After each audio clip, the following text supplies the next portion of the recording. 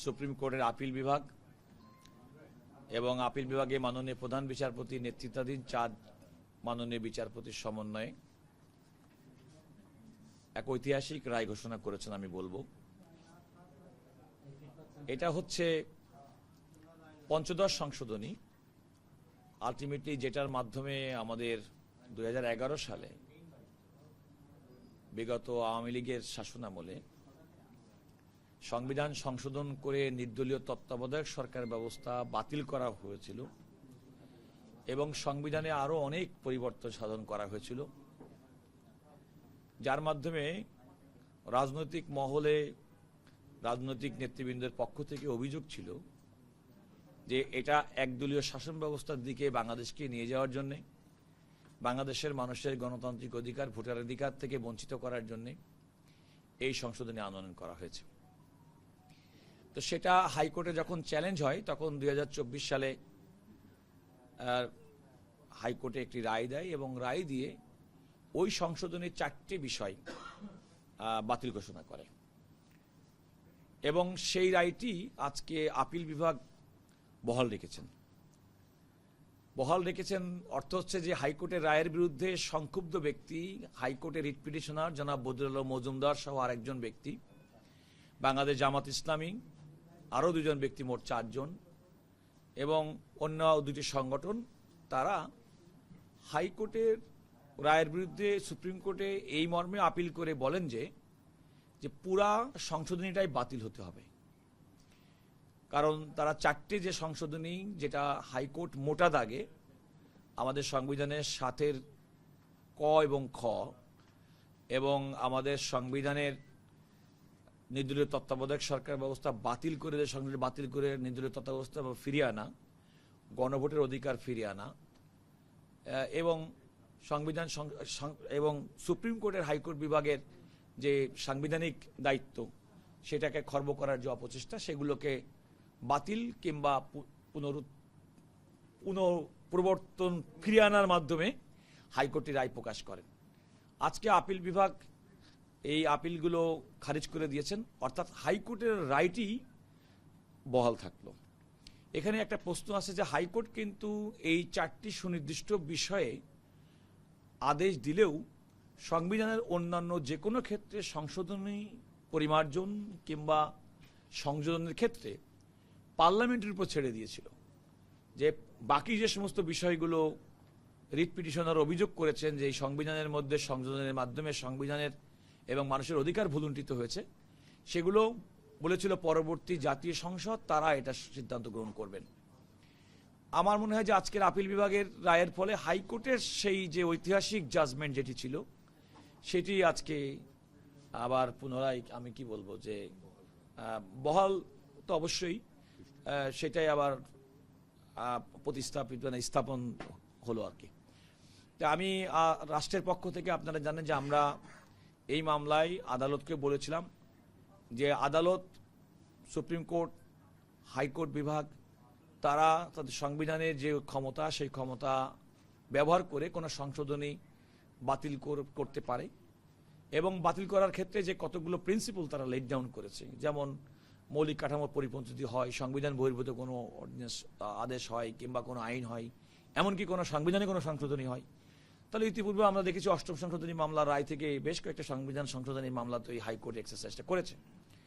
আমরা রাষ্ট্রের পক্ষ থেকে, আপনারা গতকালও প্রশ্ন করেছিলেন যে আপনারা পুরা বাতিল চেয়েছেন কি চাননি। আমরা বলেছিলাম যে আদালত কর্তৃক ইতিপূর্বেকার যে সমস্ত নজিরের মাধ্যমে যে সেটেল প্রিন্সিপাল অফ ল তারা ডিক্লেয়ার করেছেন, সেই আলোকে যদি এই সংশোধনীর মধ্যে এমন কোনো সংশোধনী তারা দেখেন যেটা তাদের অথরিটি, তাদের ক্ষমতা এবং তাদের পূর্ববর্তী সিদ্ধান্তের বৈরী, তাহলে তো অবশ্যই আপিল বিভাগ সেটা করতে পারেন। আমরা মূলত আদালতের কাছে সেটি ছেড়ে দিয়েছিলাম।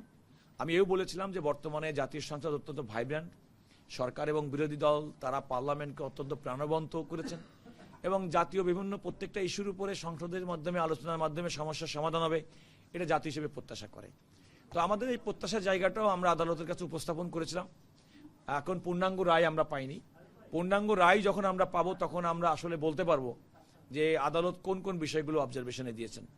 তবে সাধারণত আমাদের অভিজ্ঞতা বলে যদি কোনো কারণে সরাসরি যেহেতু আপিলটি খারিজ হয়েছে, সুতরাং আদালত হাইকোর্টের রায়টা বহাল রাখার পাশাপাশি হয়তো কিছু অবজারভেশন দিতে পারে। সংবিধান এবং আইনের ব্যাখ্যা তো পরিবর্তনশীল, মানুষ আমরা পরিবর্তন হই, আইন পরিবর্তন হয়, যুগের সঙ্গে সংবিধানের সংশোধনী প্রয়োজন, সেগুলো তো আইনগত প্রক্রিয়া আছেই। সুতরাং ভবিষ্যতে কি হবে না সেই বিবেচনা করে তো এখন তো সিল করা যাবে না। এই ক্ষেত্রে আপনার প্রশ্ন, আমাদের সাথের যে অনুচ্ছেদ যেটা হাইকোর্ট বাতিল করে সেটা কিন্তু এমনই বিধান ছিল যে আপনি পরবর্তীতে আর কোনো পরিবর্তন করতে পারবেন না। সুতরাং একটা পার্লামেন্ট সংশোধনী দিয়ে পরবর্তী সময়ে কি হবে না সেটা ডিটারমিন করতে পারে না। সেটা একটা আমাদের পিটিশনার অ্যাপিলেন্টের পক্ষে আর্গুমেন্ট ছিল এবং আদালত তো সেটি গ্রহণ করেছেন, করে সেই সংশোধনীটা বাতিল করেছেন। সুতরাং এখনই বলা যাবে না যে আজকে থেকে আমরা পরবর্তী সময় কি হবে না এই দ্বারা আমরা ভবিষ্যৎকে বাধার মতো কোনো লিগ্যাল মেকানিজম আমাদের কারো হাতে নেই। আপনি যেটা বললেন, যেহেতু হাইকোর্টের রায়টি আপিল বিভাগ বহাল রেখেছেন এবং হাইকোর্টের রায়টি তো ইতিমধ্যে রায়ের বিস্তারিত জানি, তবে আমার অভিজ্ঞতা হচ্ছে যে আপিল বিভাগের যেহেতু একটা রায়, পূর্ণাঙ্গ রায় আসবে, সেখানে জাতীয় সংসদ তারা হয়তো পূর্ণাঙ্গ রায়ের জন্য অপেক্ষা করলেও করতে পারেন, সেটা তাদের উপর নির্ভর করবে।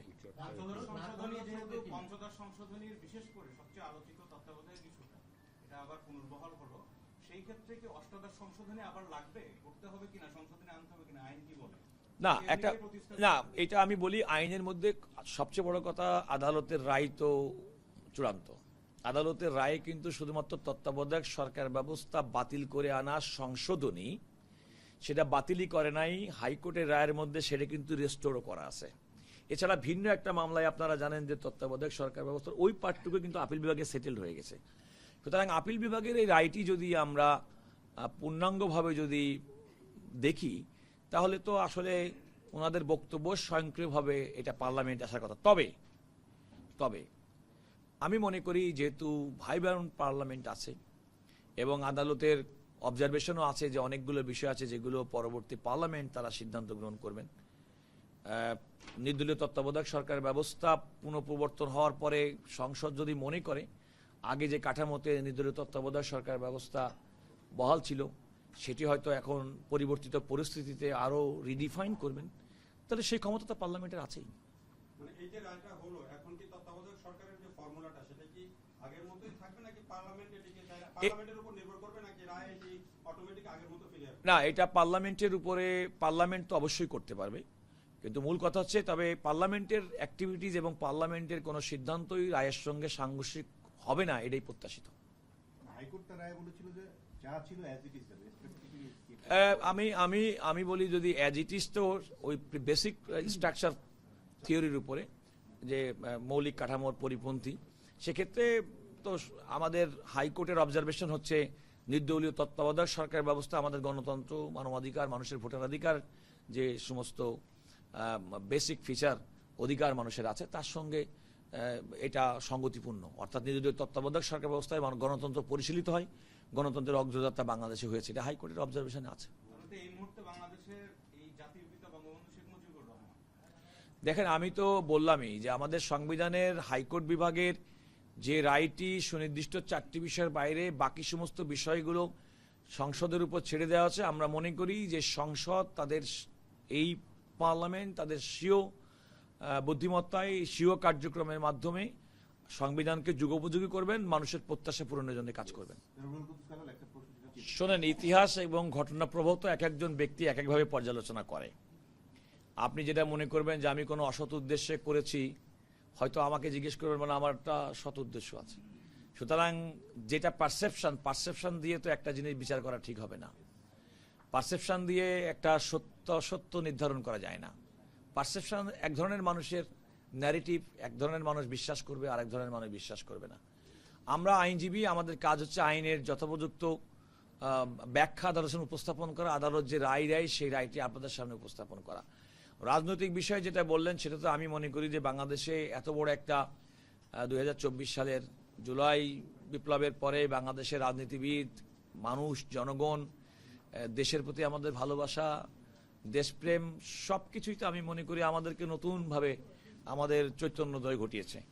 তো আগামী দিনে যারা বর্তমানে যারা রাজনীতিবিদ আছেন তাদের প্রতি আমাদের আস্থা আছে এবং তারা মনে করি তারা দেশপ্রেম তাদের আছে, তারা দেশকে নিয়ে চিন্তা করেন, দেশকে অগ্রযাত্রা নিয়ে চিন্তা করেন। আমরা তো প্রতিনিয়ত দেখছি, সরকার প্রধানকে প্রতিনিয়ত দেখছি দেশের চিন্তা করে বিভিন্ন কর্মসূচি করছেন, নিজে সেটা পালন করছেন, অনেকে সেটা অনুসরণ করছেন, বারকরণী করছেন। এবং বাংলাদেশের তৃতীয় বিশ্বের যে কোনো দেশের একটা সরকার প্রধান 4 মাসের ব্যবধানে জনপ্রিয়তা হারান। গতকাল তো আপনারা এই সংবাদপত্রে প্রকাশিত প্রায় 74% বেশি মানুষ বর্তমান সরকার প্রধান, যিনি সংসদেরও প্রধান বা সংসদীয় দলের নেতা, তার কার্যক্রমে সন্তোষ প্রকাশ করেছেন। তো এই জাতি যখন কোনো কারণে একটা রাজনৈতিক সরকারের কাজের পরে সন্তোষ প্রকাশ করেন, তারাই তো জাতীয় সংসদ সদস্য, তারাই সংসদের নেতা, তারাই সংসদে পরবর্তী সংশোধনী আনবেন, সংবিধানের সংশোধনী আনবেন, আইন প্রণয়ন করবেন, মানুষের কল্যাণে কাজ করবেন। সুতরাং আমি মনে করি যে আমাদের হতাশ হওয়ার কিছু নেই, আমাদের সামনের দিকে এগিয়ে যেতে হবে। এবং আমার প্রত্যাশা থাকবে আমাদের রাজনীতিবিদরা যারা দেশ পরিচালনা করবেন এবং দেশের ভার যাদের উপরে, তারা তাদের প্রতি অর্পিত দায়িত্ব সুচারুভাবে পালন করবেন। একটি প্রশ্ন, আজকের এই রায়ের মধ্য দিয়ে একটি বার্তা এলো কিনা যে ক্ষমতাসীন হওয়ার পর সংবিধানকে নিজেদের সুবিধা মতো সংশোধন করলে তা কখনোই চিরস্থায়ী হয় না? সেটা তো অবশ্যই, সেটা তো ইতিহাস তাই বলে। কারণ প্রত্যেকটা, আপনি যদি কোনো কারণে একটা অসৎ উদ্দেশ্যে কোনো কিছু করবেন তো চূড়ান্ত বিবেচনায় তো তার সুফল আপনি পাবেন না, তার কুফল তো আপনাকে ভোগ করতেই হবে। এটা তো ইতিহাসের চরম সত্য। রিটকারী যে বদিউল আলম মজুমদার তিনি বলেছেন যে এই তত্ত্বাবধায়ক সরকারে আর বিচার বিভাগকে না জড়ানো, মানে তিনি বলেছেন যাতে বিচার বিভাগকে জড়ানো না হয়।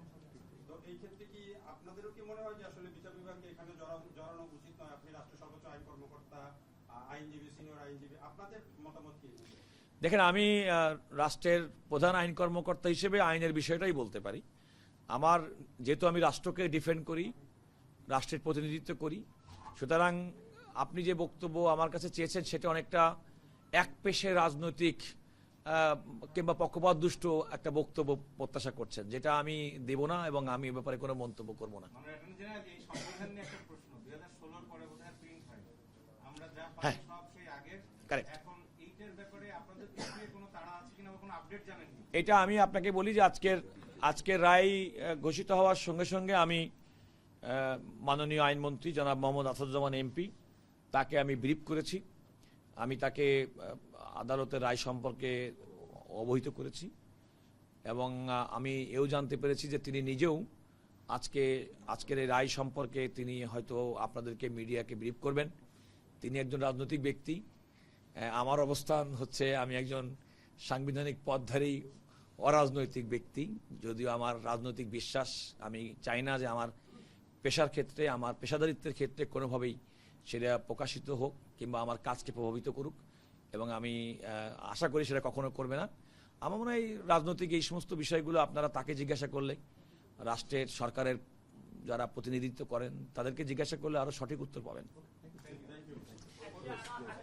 এই যে আরেকটা প্রশ্ন বড়, ওইটা বলবো। 46,000 শিক্ষকের ফলাফল পুনরায় প্রকাশের জন্য এবং এর মধ্যে যারা রিটকারী 151 জন, তাদেরকে চাকরি দেওয়ার জন্য মেধার ভিত্তিতে 46,000 ফলাফল, কিন্তু 151 জনকে চাকরি দিয়ে দেওয়া, এটা না, শুনেন, এটা আপনাদের প্লিজ ডোন্ট গেট রং। আমি জানি আপনারা হয়তো তাৎক্ষণিকভাবে আদালতের আদেশটি শুনতে পারেননি। আমি একটু বলি, একথা সত্যি, 151 জনের যে আদেশ পূর্বে তাদেরকে চাকরি দেওয়ার কথাটা বলেছিলেন, আদালত সেভাবে নির্দেশনা দিয়েছেন, তবে ইন অ্যাকর্ডেন্স উইথ ল। আমি আদালতের দৃষ্টি আকর্ষণ করেছিলাম মাননীয় প্রধান বিচারপতির, যে এই মামলা চলাকালীন 151 জন রিট আবেদনকারীর চূড়ান্ত ফলাফল শিট আমি আদালতকে দেখিয়ে বলেছিলাম, এই 151 জনের মধ্যে যদি আমরা মেধার ভিত্তিতেও যদি ফলাফল প্রকাশ করি তাহলে 17 জন মাত্র কোয়ালিফাই করেন। মাননীয় প্রধান বিচারপতি আমার এই বক্তব্যের পরে অন্যান্য মাননীয় বিচারপতি বলছেন যে আমরা যে আদেশটি দিচ্ছি সেটি হচ্ছে ইন অ্যাকর্ডেন্স উইথ ল। আইন অনুযায়ী কেউ যদি যোগ্য প্রার্থী ওই 151 জনের মধ্যে থেকে থাকেন তাহলে তাদেরকে নিয়োগদানের ক্ষেত্রে আপিল বিভাগের আজকের এই আদেশটি কার্যকর করবে। আমি বলছি, আদালত বলছেন, যেহেতু একটা আপনাদেরকে একটু বুঝতে হবে, কারণ অনেক সময় সংবাদ মানে আপনাদের রিপোর্টিং এর ক্ষেত্রে ইতিপূর্বে কিন্তু একটা অন্তর্বর্তীকালীন আদেশে আপিল বিভাগ 151 জন রিট আবেদনকারীকে চাকরি দেওয়ার নির্দেশনা দিয়েছিলেন।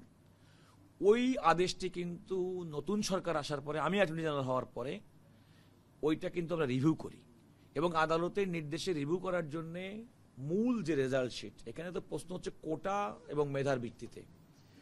তো আমরা আদালতকে দেখিয়েছিলাম যে এই 151 জনের যে মূল রেজাল্ট এনে দেখা গেল, যদি 93% মেধার ভিত্তিতেও তাদের ফলাফল প্রকাশ করা হয় তাহলে মাত্র 17 জন পাশ করে। তো ওই যে রিভিউ, যেহেতু সরকারের রিভিউ নিষ্পত্তি করার ক্ষেত্রেও আদালত এই কারণে বলেছে এটা ইন অ্যাকর্ডেন্স উইথ ল হতে হবে। আচ্ছা, না, এটা আমি বলি, প্রথম ডিরেকশনটা তো হচ্ছে মেধার ভিত্তিতে তাদের এই ফলাফল প্রকাশ করার জন্য। আরেকটা জিনিস হচ্ছে যারা ইতিমধ্যে নিয়োগ পেয়েছেন তাদের নিয়োগটাও তো আদালত বহাল রেখেছেন। এটা আসলে আমি আপনাদেরকে একটু বলি যে এক মিনিট এটা আপনাদেরকে বলে রাখা ভালো। সরকার, আমি শিক্ষামন্ত্রী, মাননীয় শিক্ষামন্ত্রী জনাব আনম এহসানুল হক মিলন এমপি, শিক্ষা প্রতিমন্ত্রী যিনি প্রাথমিক গণশিক্ষা মন্ত্রণালয়ের দায়িত্বপ্রাপ্ত প্রতিমন্ত্রী জনাব ববি হাজ্জাজ এমপি, প্রাথমিক এবং গণশিক্ষা মন্ত্রণালয়ের সচিব, এই মামলার যেদিন চূড়ান্ত শুনানি হয় তার আগে আমি ওনাদের সঙ্গে কথা বলে সরকারের পক্ষ থেকে আমি ইনস্ট্রাকশন নিয়ে আসছিলাম।